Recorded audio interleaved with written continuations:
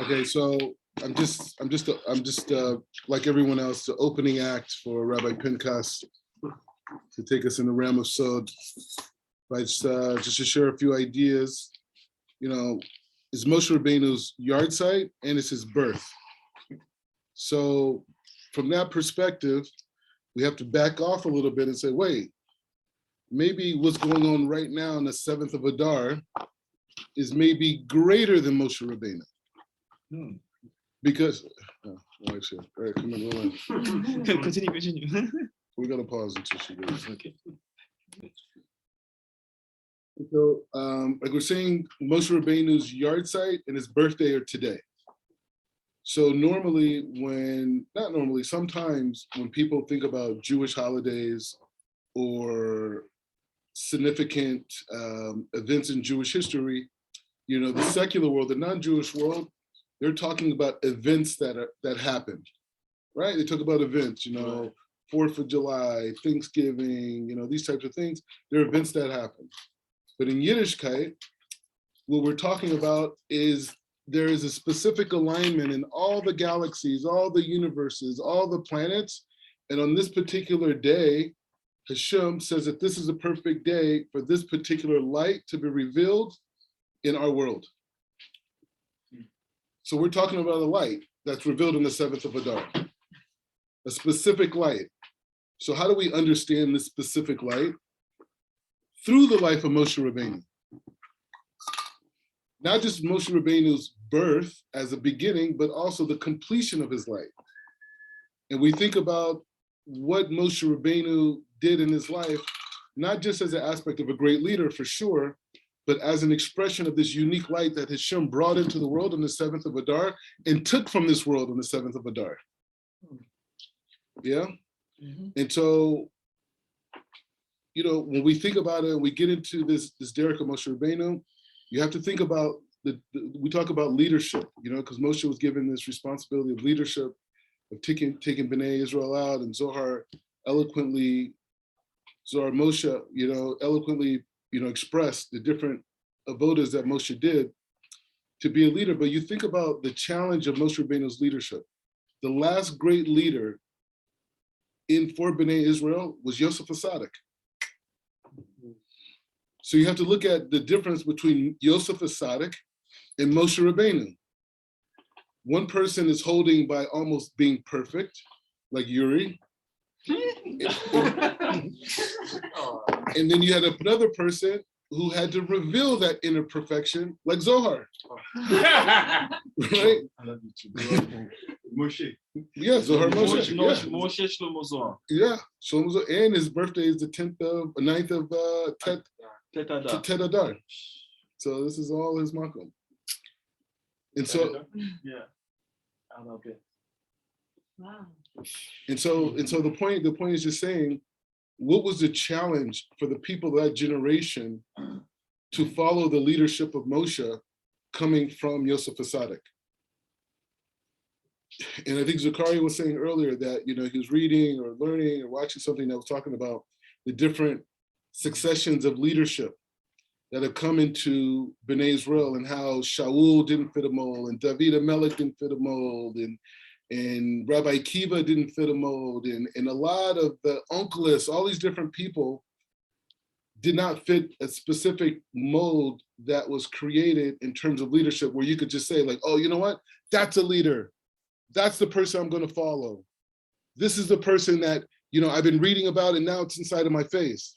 Hashem doesn't do it that way. Hashem creates leaders that make the people, when it's in Kedushin, Ruknius, that makes the people have to grow to accept. And that's one of the biggest challenges, especially in our generation, a generation that's very close to the bringing of Mashiach. Mashiach is so close. It's like it's happening right now.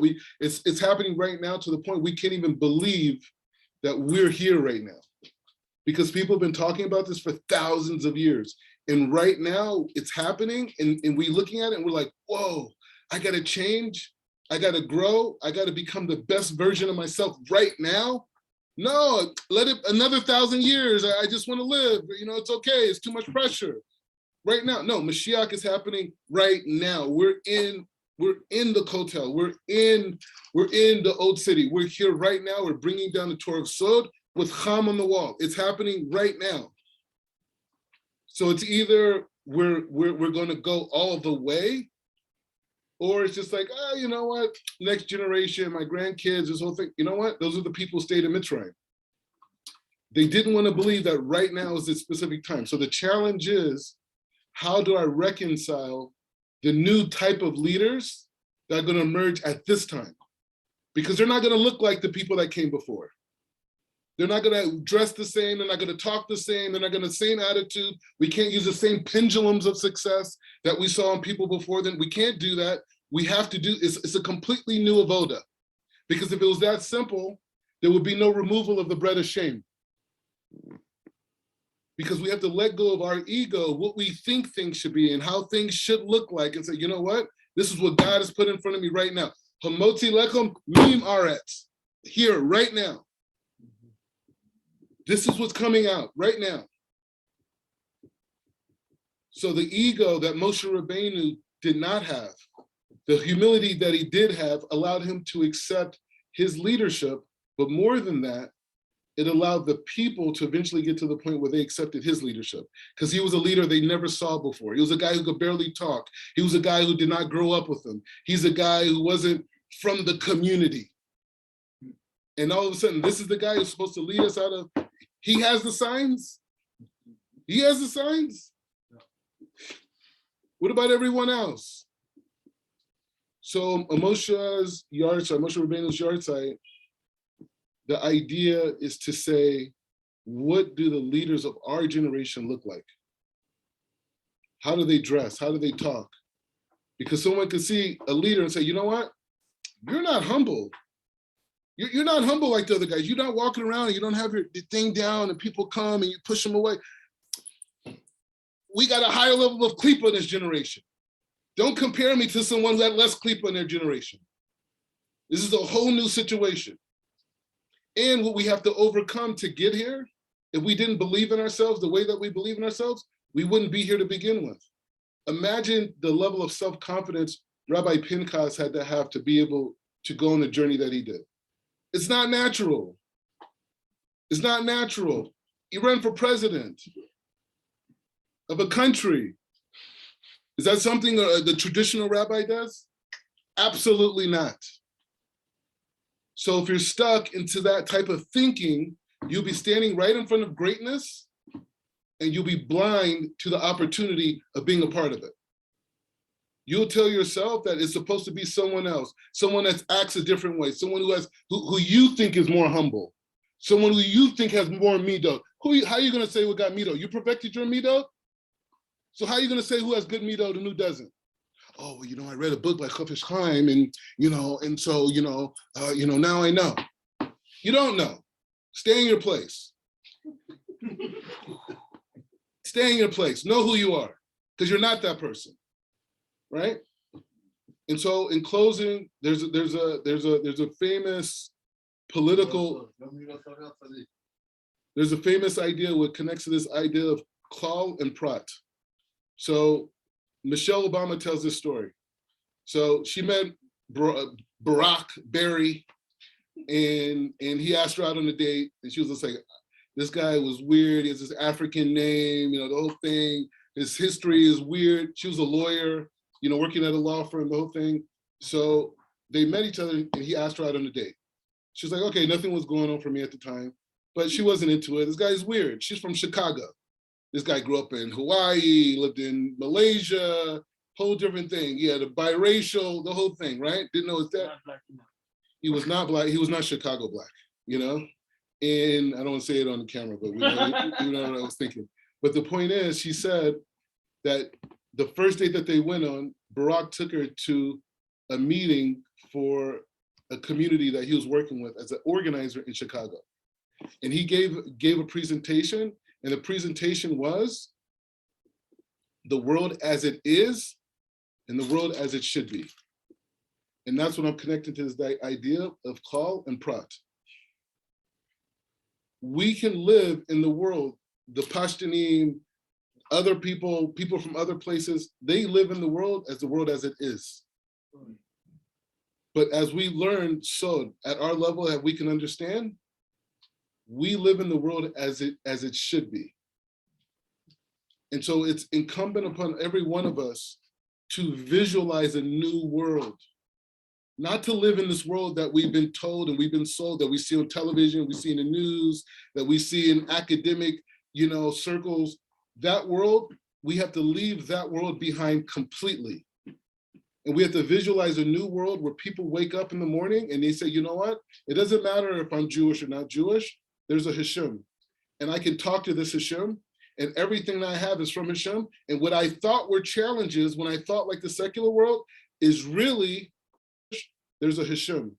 And I can talk to this Hashem, and everything that I have is from Hashem. And what I thought were challenges, when I thought like the secular world, is really the opportunities that help me grow. And we learn that through the level of chet. That what we thought were mistakes are really rahmanas. What we thought was pushing us down was really giving us opportunity for tshuva to take us higher. But we have to leave this world of concepts that make us believe that we know. There's a vision, there's Mashiach, there's a Mashiach consciousness. How do I visualize that every day when I wake up? That everyone around me is connected to God. Everyone around me sees that, you know what, there's a physical reality and there's a non-physical reality.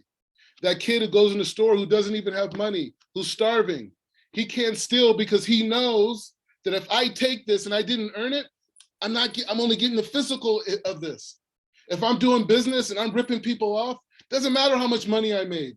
I'm only getting the 1%, the physical of this. I'm not getting the rootness of success. That only comes from hard work. But that's a normative thought. And we have to believe that that's possible.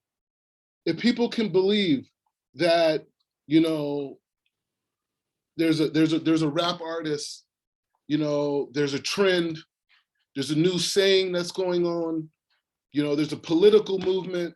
And if they could change their mind to see that, why can't we imagine that they could change their mind to see the whole picture of reality? That they could see the whole thing, that my soul and what's going on around me are connected. It's not just my body. Like Rabbi Pinchas said yesterday, we don't even know the Kedusha of the body. We talk about the soul, and we have somewhat of an idea. So maybe. We just think knowing that there's a soul is a huge accomplishment. But the rootness and the Kedusha of the body, cleanliness, and the environments that we put ourselves into, and what we bring around us is just as important as the Torah that we learn for ourselves. So in closing, I beg everybody, because I'm tired of living in this world of limitation. I want to go to a new world.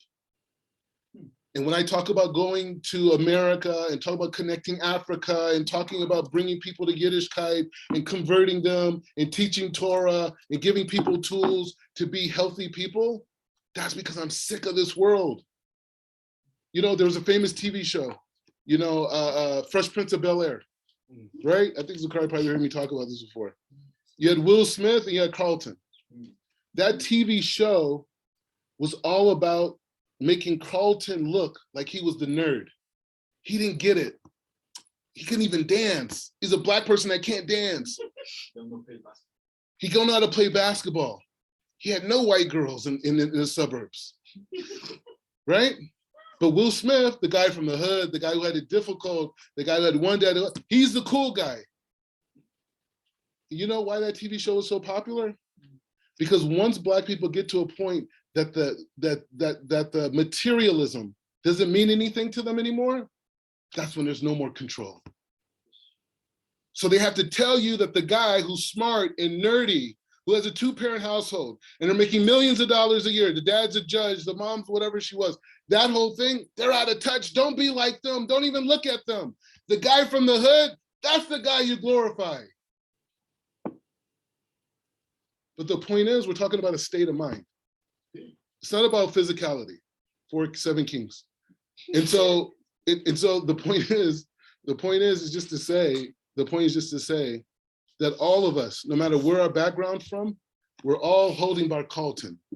because we all have all the wealth in the world right now. We have all the wealth, $1 billion, millions of dollars. Everyone here who's made some money will tell you, it doesn't mean nothing. That car gets boring as soon as the new car smell goes away.